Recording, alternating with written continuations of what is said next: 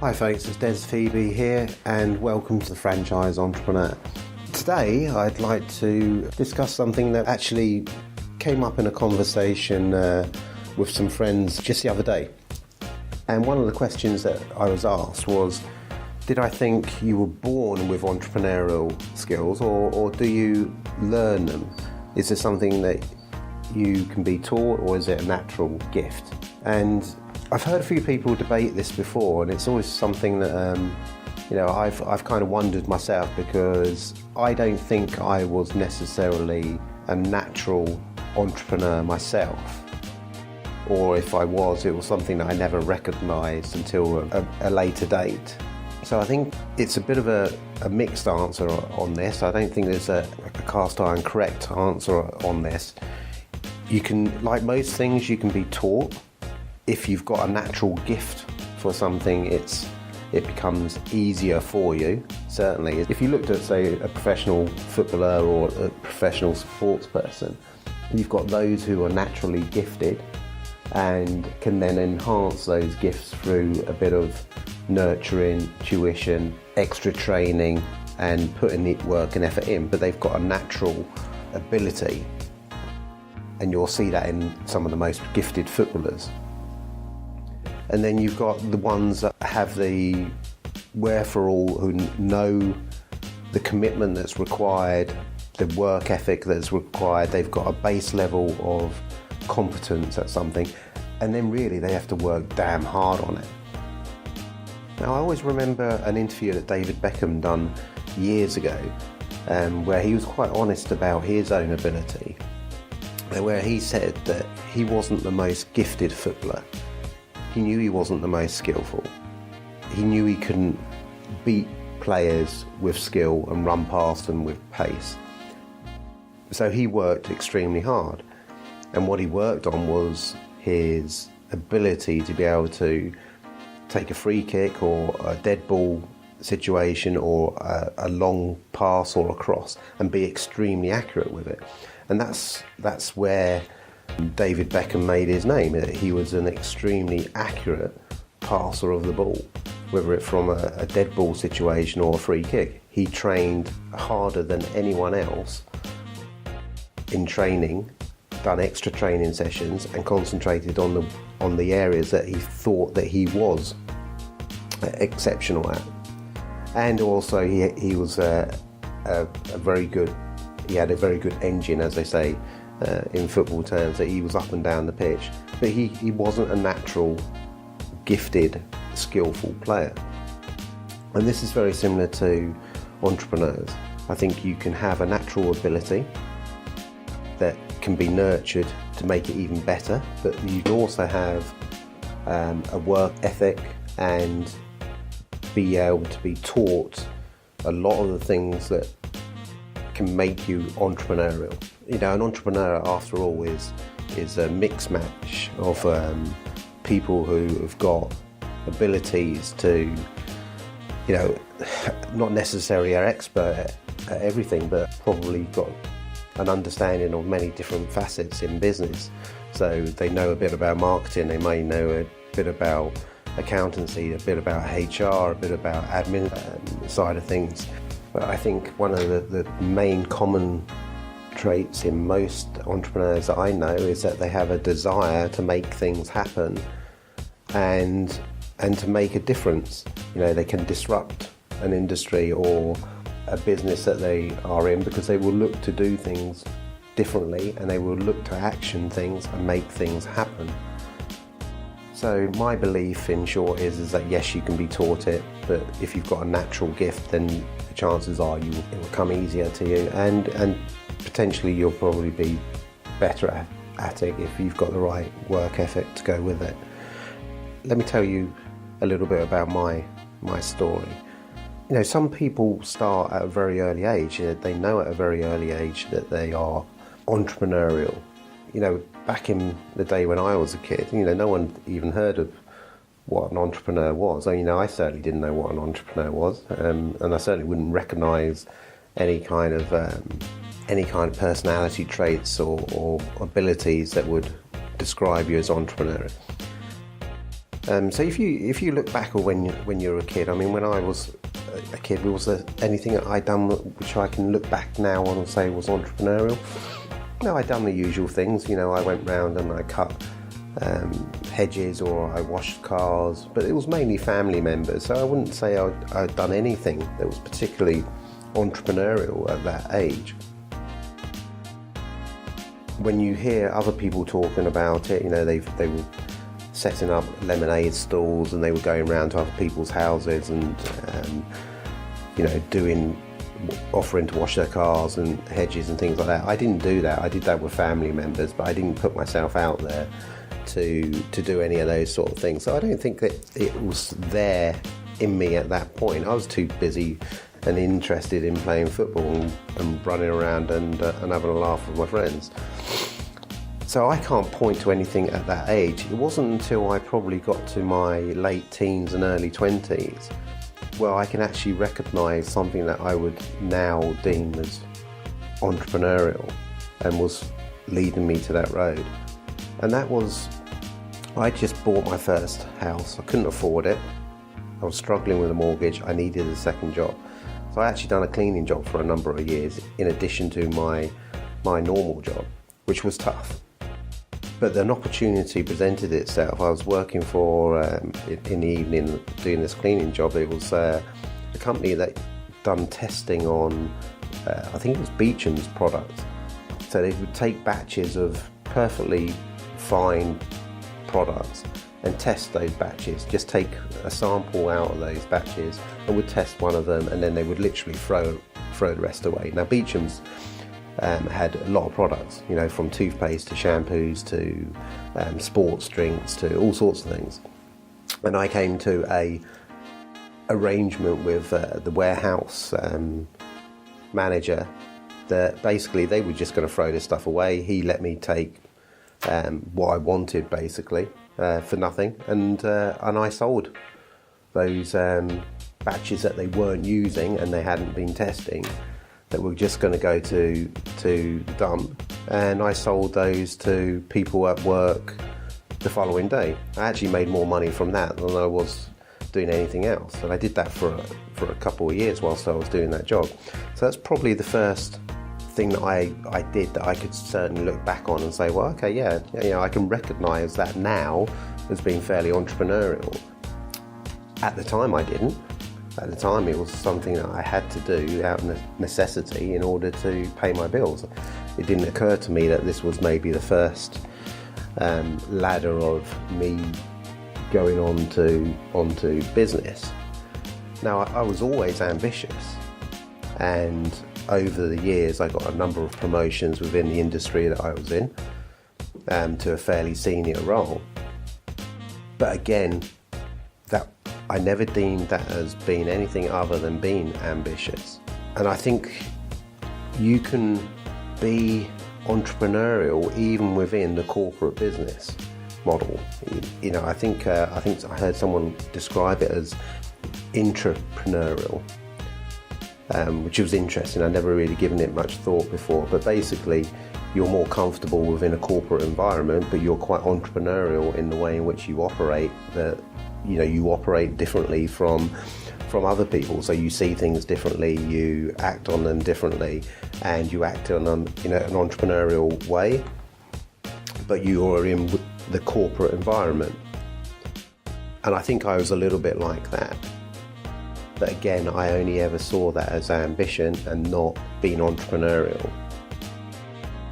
I would come up with imaginative ways for the business that I worked for to become more efficient or earn more revenue. But like I said, I never thought of that as being entrepreneurial at all. So an entrepreneur can take many forms. As I said, you can be a corporate intrapreneur, or you can do it on the outside of things. Whether you recognise it as being entrepreneurial is another thing. Like I said, at those stages, this was way before being an entrepreneur became fashionable.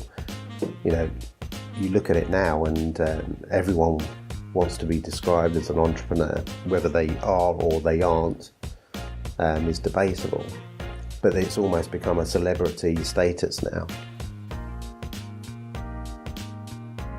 Now, I think I've now moved on to be what people would more recognise as an entrepreneur, someone that has multiple businesses or is aspiring to add more businesses onto their core business, is always looking for opportunities, looking for ways to disrupt an industry, looking for ways to do things differently and make things happen. And it can happen at any stage in your life. There's no golden rules on this. No one says that you have to be a certain sex or ethnic background or a certain age. It's nonsense to think otherwise. Sometimes it just comes to you at a later stage in your life. Maybe the opportunity's not there. Maybe you've just never really recognised it as an entrepreneurial thing. But it can come to you at any stage in life. There are a lot of older people now who are going into business, who have maybe retired early and are now got another lease of life and are stepping forward into the entrepreneurial world. So there are no rules on this. The internet enables anyone from pretty much anywhere around the world to become an entrepreneur. In fact, it's never been so easy or a better time, for young people, old people, anyone to get on the ladder of an entrepreneurial road. You've got Amazon, eBay, Spotify, all of these things that enable you to sell products to anywhere in the world, to any person in the world that happens to have an iPhone. You couldn't do that in my younger years. It was unheard of. It didn't exist. Look at the opportunity that there is there now. That kind of coverage that you can get now to run ad campaigns that are likely to meet your demographic and land straight onto their phone in the form of an ad. You couldn't do that years ago. You had paper options. You didn't have access to CEOs or MDs that were on, say, LinkedIn or those opportunities where you can go direct to them. You didn't have that back in the day. So becoming an entrepreneur is more accessible to everyone of every age or background or location. It doesn't matter now. All you need is an iPhone. And also look at franchising. Franchising is much more accessible now than it was 20, 30 years ago. It's cheaper, it's easier for you to look to obtain franchises because, again, the internet makes things a lot more accessible. You have the ability to buy a franchise and buy a model that is already proven, and that can be your first step onto an entrepreneur road to cut your teeth. And then you can also expand rapidly on it. Franchising is a great model for you to be able to do that as well. So my point in this podcast is that you can become an accidental entrepreneur, and I would suggest that that's very much my description of myself. I didn't know I wanted to be an entrepreneur. I didn't know what an entrepreneur was when I was younger, and it was it was before that it became fashionable and trendy to be one. I didn't recognise that some of the things I was doing were entrepreneurial. And I fell into it. I fell into becoming an entrepreneur. When I left my employment, I then opened up a coffee stroke cafe. Not because I had any real desire to open up 20 or 30 of them, It was simply I was looking for something that was actually going to earn me a reasonable living without having to work particularly hard at it. Very naive, as it turns out, because it didn't turn out that way at all. But ultimately, that then led me to my walk and go noodle bar business that I opened up a few years later, and that was the business that is now really the bedrock of my franchise company and my main business. But it was an accident. It was not by design. So these things are not necessarily predetermined. It's something that can just happen accidentally, and that was certainly my story. And for many other people, it's something that they knew from a very young age exactly what they were looking to do, and from day one they set out on that road. They didn't enter into a corporate business, they started their own business straight away. They knew exactly what they wanted to do, not necessarily the details, but they knew that they wanted to work for themselves. They knew that they wanted to be the decision maker. They knew they wanted to be entrepreneurial in their outlet. I didn't know any of that. It may have been there in the background, but it wasn't something that was there that I recognised. And like I said, it wasn't until I must have been in my 30s before I really set out on my entrepreneurial journey. So if you're one of these people who are listening and are in your 30s, 40s, 50s, and you're thinking it's too late, it's not. Everyone's journey starts at different times. You're not failed. You're just on a different journey from other people, and you're never too late to start this journey on the entrepreneurial road. And in fact, there are many examples of businessmen and entrepreneurs in their latter years who have made massive successes in later life. But equally, if you're a young person and you're listening to this, there's never too soon. Don't listen to anyone that says you've got time, you don't need to do this now, maybe do that later in life. Do whatever it is that feels right for you. And the opportunity now for young people is massive. You've got more opportunity now than anyone of my generation had. You can still carry on your studies. You can be 15 years old and be setting your own business up on Amazon or eBay, and set up a Twitch account, play computer games and put it onto YouTube and stuff like that. It's an amazing opportunity now. I can't wait for my kids to get a little bit older for them to potentially have the opportunities that I never had.